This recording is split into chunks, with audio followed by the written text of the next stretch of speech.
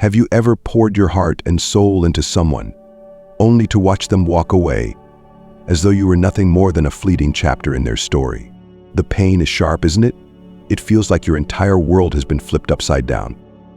You ask yourself, why wasn't I enough? You replay every moment, every conversation, desperately searching for the thing you could have done differently. But let me ask you this. What if their leaving wasn't a loss at all? What if, instead of breaking you, it was the greatest gift they could have ever given you? When someone walks away, it's easy to think it's the end of your story. But what if I told you it's only the beginning? Their departure isn't a verdict on your worth. It's the universe clearing space for something far greater. And what you do next, that's where the real power lies. The Stoic approach doesn't just help you move on, it helps you rise up. Stick with me, because by the time we're done here, you'll have 8 powerful Stoic strategies to reclaim your strength, rebuild your life, and transform their exit into your greatest comeback. By the end of this journey, you won't just be surviving, you'll be thriving. But before we dive in, let me leave you with this thought. When they walked away, they didn't just shut a door, they handed you the keys to your freedom. Now, let's find out what you can do with them. 1. Embrace pain as fuel for growth. The moment they leave, it hurts. There's no sugarcoating that. It's as though your heart has been shattered into 1,000 pieces, each one cutting deeper than the last. But what if I told you that this pain, this overwhelming agony, isn't your enemy? What if it's your greatest teacher? Ask yourself this: why are you running from the pain? Why are you trying to numb it, drown it out, or bury it beneath distractions? Pain, when faced with courage, has the power to transform you. As the Stoic philosopher Epictetus said, difficulties show men what they are. What does your pain reveal about you? Are you someone who will let it consume you, or will you rise stronger because of it? Think of it like lifting weights. The burn in your muscles is painful, isn't it? But you know that burn is what's making you stronger. The same applies to your heart and your mind. The pain you feel now is breaking down the weaker parts of you, forcing you to confront your insecurities and self-doubt. And when you rebuild, you'll be stronger than ever. But how do you embrace pain without letting it overwhelm you? Start by sitting with it. Instead of avoiding it, feel it fully. Let it sting, let it burn, and then remind yourself, this is temporary. This is shaping me into someone unbreakable. When the pain feels too much to bear, remind yourself of Marcus Aurelius' words: the impediment to action advances action. What stands in the way becomes the way. The pain isn't a roadblock, it's the road itself. Every tear, every sleepless night is a step toward a stronger, more resilient version of you. Let me ask you, will you let this pain define you, or will you use it to redefine yourself? When you look back on this moment years from now, will you be proud of how you faced it, or will you regret running from it? Here's an exercise for you. The next time the pain washes over you, take a deep breath and say, I refuse to break. Say it again, louder this time. Let it become your mantra. The more you say it, the more you'll believe it. And the more you believe it, the less power the pain will have over you. By embracing your pain, you're not just healing, you're evolving. The person who walked away may have taken something from you, but they also gave you something in return, the chance to become someone stronger. And isn't that a gift worth embracing? Now let's move forward. You've faced the pain. It's time to take back your power. Stay with me as we explore the next step: how to stop chasing closure and start creating it for yourself. 2. Stop chasing closure, it's a trap. When someone leaves, the questions begin. Why did they go? What did I do wrong? If only I could understand, I could move on. Sound familiar? The search for closure feels like a desperate need, doesn't it? You tell yourself that if they'd just explain, just give you that final answer, you could let go. But here's the truth. Closure isn't something they give you. It's something you give yourself. Think about it. Even if they sat down and gave you every reason under the sun, would it really make you feel better? Or would it just lead to more questions, more doubts, and more pain? Marcus Aurelius said it best. It is not events that disturb people, it is their judgments concerning them. You're not haunted by what happened, you're haunted by your interpretation of it, by your need to make sense of their actions. But why do you need their validation to move forward? What makes you believe that their explanation will heal you? They've already shown who they are by walking away. Isn't that all the closure you need? The Stoic approach teaches us to look inward for peace. Instead of chasing answers from someone who's left, turn your energy inward. Ask yourself, why am I giving them the power to decide when I heal? Because that's exactly what you're doing when you wait for closure from someone else. You're handing over control of your emotions, your healing, and your future. Here's a thought experiment for you. Imagine you never get that conversation, that explanation, that final answer. What changes? Does it stop you from rebuilding your life? From pursuing your goals? From finding happiness again? Of course not. Your healing isn't tied to their words, it's tied to your decision to move forward. So how do you stop chasing closure? You close the door yourself. Every time your mind drifts to the why, redirect it. Remind yourself, I don't need their words to heal. I am in control of my peace. Write it down if you have to. Repeat it daily. And over time, you'll notice something remarkable. The weight of their absence starts to lift. Let me ask you, are you ready to take back control? Are you ready to stop letting their silence hold you captive? If you are, take this step today. Tell yourself, I give myself closure. Say it out loud. Write it in the comments below. Let the world know that you're done waiting for someone else to give you permission to move on. And if this resonates with you, if you're ready to stop chasing and start healing, let me know by hitting that like button. Share your journey in the comments. How have you begun to create closure for yourself? Your story could inspire someone else to take their first step. Remember, every time you choose to let go of the need for their validation, you reclaim a piece of your power.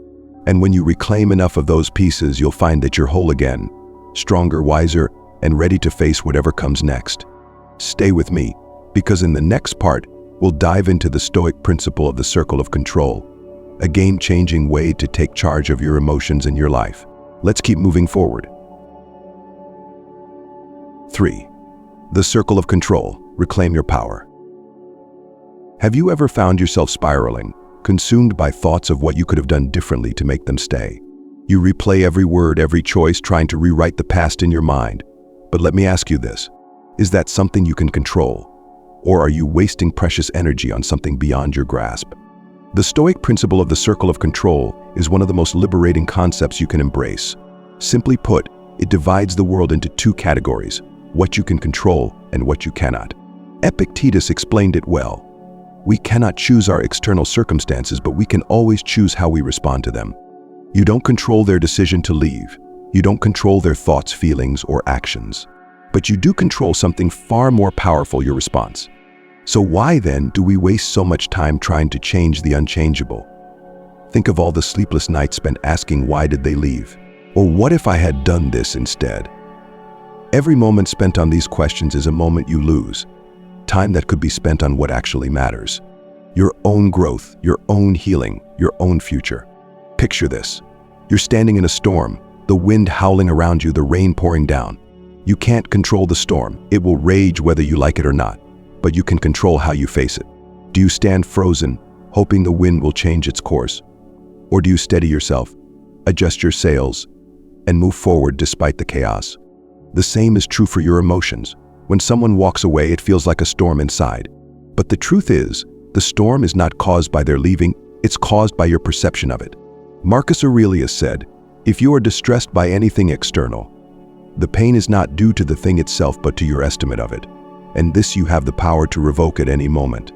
Take a moment to reflect. What are you holding on to that is outside your control? Is it their reasons for leaving? Their potential return? Their opinion of you? None of these things are within your power to change. What you can change, however, is your perspective. You can choose to let go of the things you can't control and focus entirely on the things you can.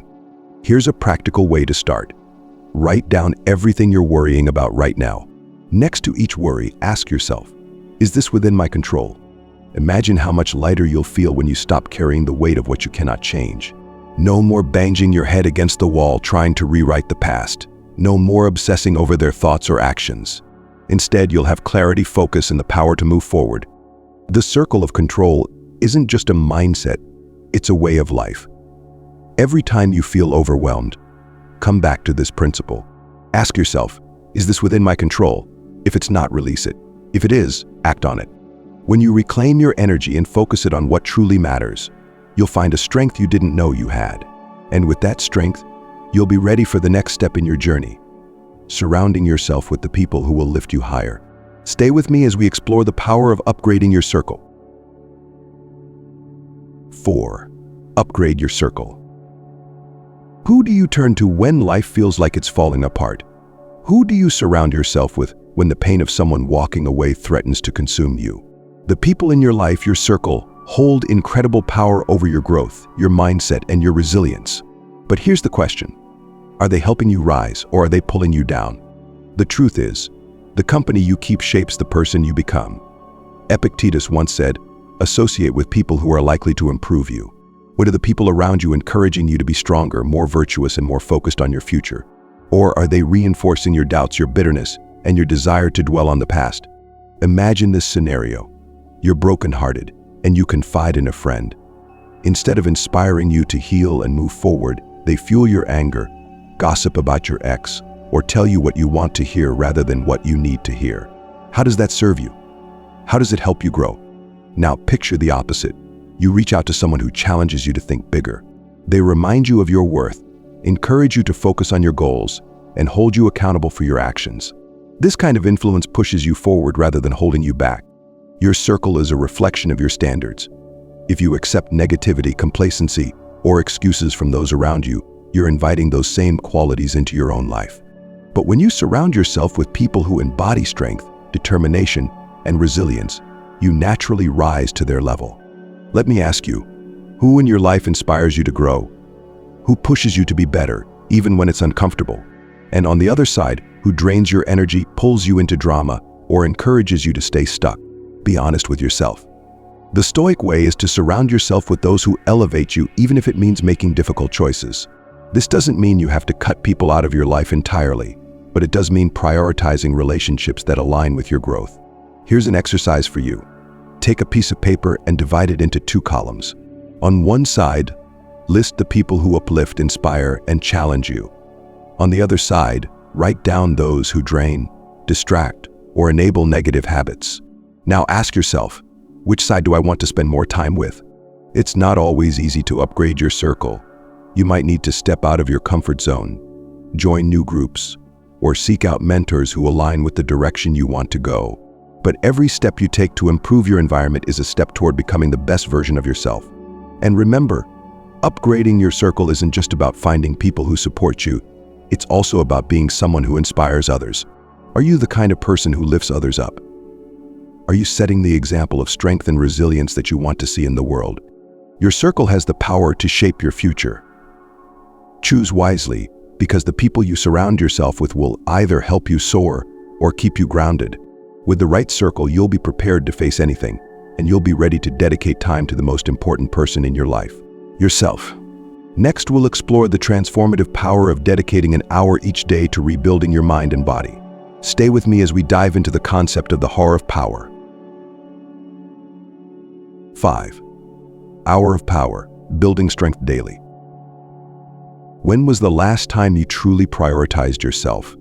Not just a fleeting moment of self-care, but a dedicated hour to focus solely on strengthening your mind and body. If your answer is "I can't remember" or "I don't have time," it's time to challenge that mindset. Because here's the truth. If you want to rebuild yourself after someone walks away, you need to make yourself a priority. The Hour of Power is a simple yet life-changing concept. It's 1 hour every day dedicated entirely to your growth. No distractions, no excuses, just you and the work. Think of it as an investment in your future, a daily reminder that you are worth the effort. Here's how it works. Split the hour into 2 halves. The first 30 minutes are for your body. Hit the gym, go for a run, practice yoga, whatever gets your blood pumping and reminds you of your physical strength. Why? Because physical challenges build resilience. They teach you to push through discomfort, to endure, and to grow stronger. The second 30 minutes are for your mind. Read something that inspires you. Meditate. Journal your thoughts. Study a skill you've always wanted to master. This time isn't about distraction. It's about deliberate growth.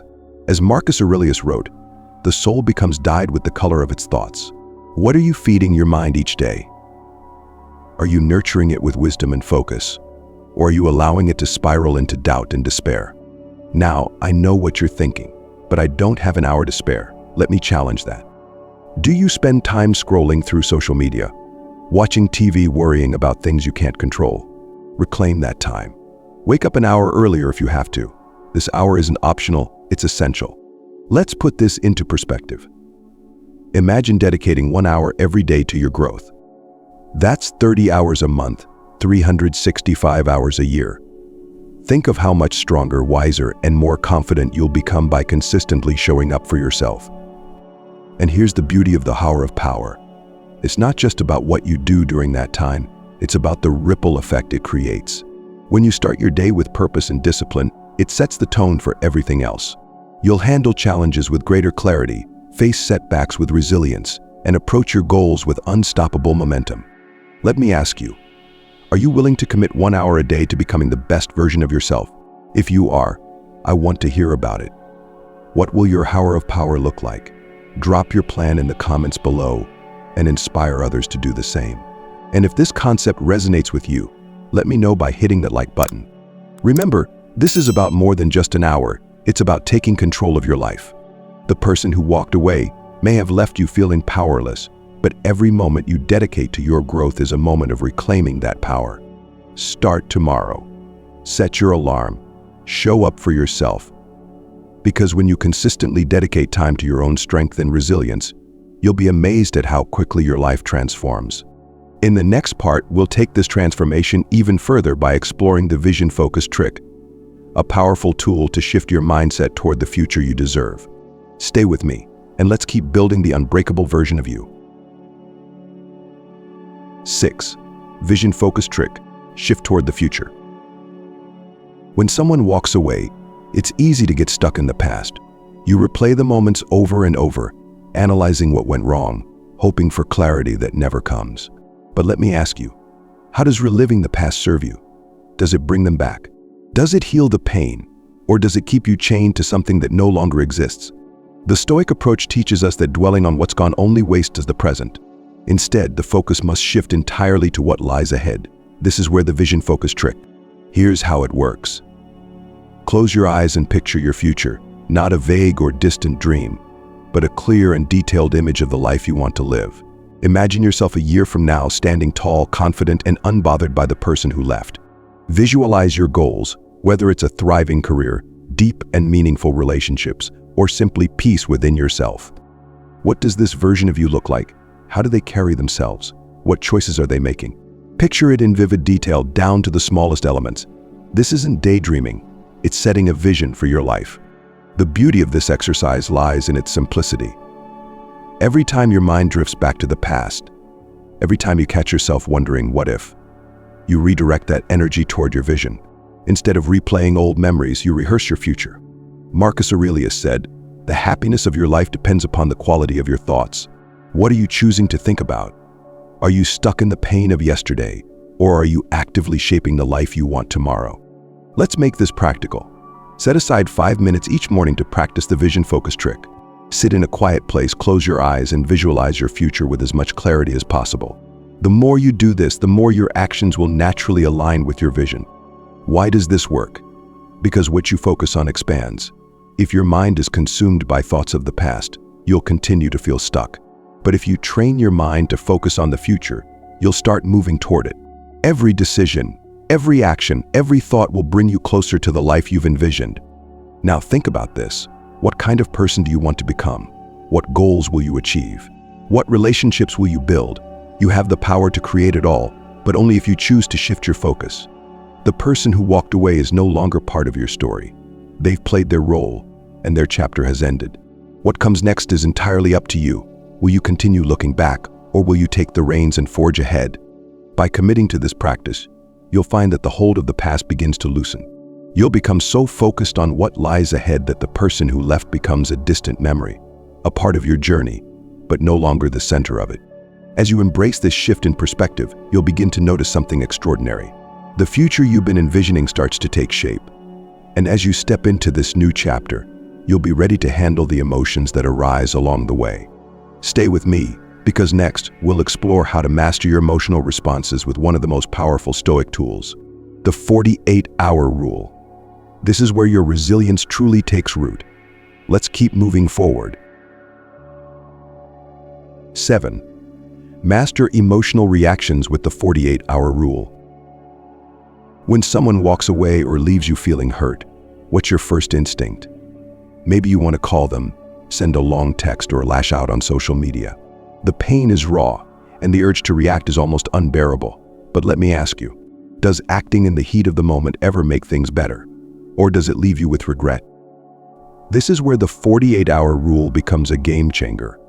It's a simple Stoic-inspired practice that helps you master your emotions and respond with clarity instead of impulsiveness. Whenever you feel the urge to react out of anger, frustration, or sadness, you wait just 48 hours. Why 48 hours? Because emotions are fleeting, and what feels like an overwhelming need in the moment often fades with time. Marcus Aurelius said, "The best revenge is to be unlike him who performed the injury." By pausing, you regain control over your actions and ensure that you're acting with intention, not emotion. Let's break this down. Imagine you receive a message from the person who walked away. It stirs up every unresolved feeling: anger, sadness, confusion. Your first instinct is to fire off a response. But instead of hitting send, you pause. You take a deep breath and remind yourself, I control my reactions. You set the message aside and commit to waiting 48 hours before responding. In those 48 hours, you allow yourself to process the situation. You might journal your thoughts, talk to someone you trust, or engage in an activity that redirects your energy. By the time the 2 days are up, you'll find that the initial intensity has faded. What felt urgent now feels manageable, and you're able to respond or not respond from a place of strength. Think about the power this gives you. Instead of letting someone else dictate your emotions, you're choosing how and when to engage. You're breaking the cycle of impulsive reactions and reclaiming your ability to act with clarity. Here's a practical way to start. The next time you feel that surge of emotion, set a timer for 48 hours. During that time, shift your focus to your hour of power or your vision focus trick. Remind yourself of what truly matters: your growth, your goals, your future. By the time the timer ends, you'll be in a completely different mindset. Now let me ask you, how many times have you wished you could take back something said or done in the heat of the moment? What if instead you gave yourself the gift of time, the space to think, reflect, and respond with dignity? If this practice resonates with you, share your commitment in the comments. Write, I control my reactions. Let this affirmation serve as a public declaration of your strength and self-mastery. And if you've ever used a pause like this to avoid a mistake or gain clarity, tell us about it. Your story might inspire someone else to embrace this life-changing habit. The 48-hour rule is more than a strategy. It's a shield that protects your peace. Every time you pause, you're choosing to rise above the chaos and focus on what truly matters. And as you continue to master your emotions, you'll find that closure and peace don't come from reacting to others. They come from within. Stay with me, because in the final part of this journey, we'll explore how to stop chasing closure altogether and create it for yourself. Let's finish strong. 8. Stop chasing closure. It's a trap. Closure. It's a word that feels almost magical, doesn't it? When someone walks away, we convince ourselves that a perfect conversation or explanation will make everything right.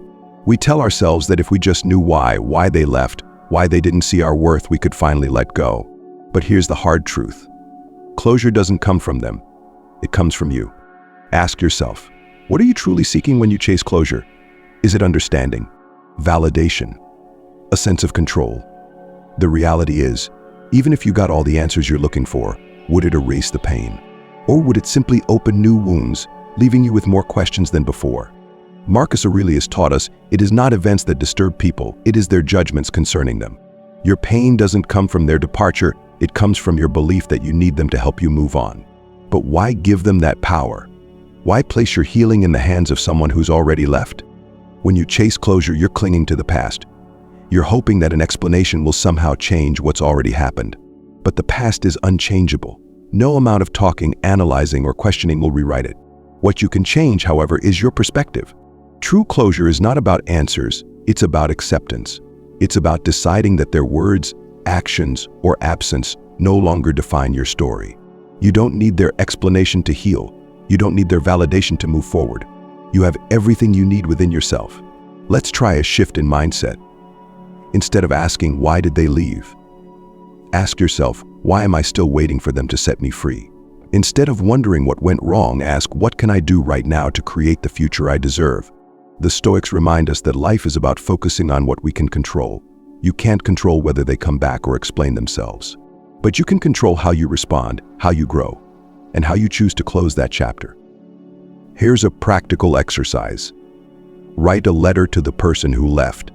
Say everything you want to say, your frustrations, your questions, your pain. Be raw and honest. Then, instead of sending it, tear it up, burn it, or let it go. This symbolic act reminds you that closure doesn't come from their response. It comes from your decision to release the past. Think of this moment as a door that's been left ajar. For weeks, months, or even years, you've been staring at it, waiting for someone else to close it. But now, you're walking over and shutting it yourself. The sound of it closing isn't an ending, it's a beginning. When you stop chasing closure, you free yourself from the chains of the past. You stop waiting for answers that will never satisfy you, and you start creating a life that fulfills you. This isn't about forgetting what happened, it's about choosing not to let it control you anymore. And as you take this step, remember, true closure doesn't come from someone else. It comes from within. It's the moment you decide to stop looking back and start moving forward. The person who walked away may have ended their role in your story, but the pen is still in your hand. What will you write next?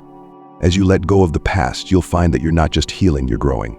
You're becoming stronger, wiser, and more focused on what truly matters. And as you turn the page, you'll see that this isn't the end of your story, it's the beginning of something far greater. You've come this far. You've faced the pain, stopped chasing the past, reclaimed your power, and begun building a stronger, more resilient version of yourself. Do you see the transformation taking shape? Each step has been a reminder that the person who walked away doesn't define you, you define you. This journey hasn't been about them, it's been about you. You've learned to embrace pain as a teacher, focus on what you can control, and create your own closure. You've committed to an hour of power, visualized your future self, and upgraded your circle to support your growth. These aren't just actions, they're the foundation of a life built on strength, wisdom, and clarity. Let me leave you with one final Stoic thought. The impediment to action advances action. What stands in the way becomes the way. The challenges you faced weren't obstacles, they were your path. The pain, the heartbreak, the uncertainty, they didn't stop you. They made you stronger. As you move forward, keep these lessons close. Life will continue to test you, but you now have the tools to face anything with grace and strength. When you feel the pull of the past, return to your vision-focused trick. When emotions rise, practice the 48-hour rule. When doubt creeps in, remind yourself, I control my reactions. I refuse to break. This isn't the end of your transformation. It's just the beginning. You are capable of more than you realize, and every step you take from here will only make you stronger. The person who walked away may have closed one chapter, but they've left you with the space to write a far greater story. If this journey has resonated with you, let me know. Share your thoughts in the comments. What lesson spoke to you the most? What step are you taking today to move forward? Let's support one another in this community of strength and growth. And if you found value in these Stoic principles, consider sharing this message with someone who might need it. Thank you for being here, for showing up for yourself, and for taking the steps to rise above. Remember, you are not defined by what has happened to you, you are defined by how you respond. You are unbreakable. Here's to your strength, your growth, and the incredible journey ahead. Stay true to yourself, and remember, the best is yet to come.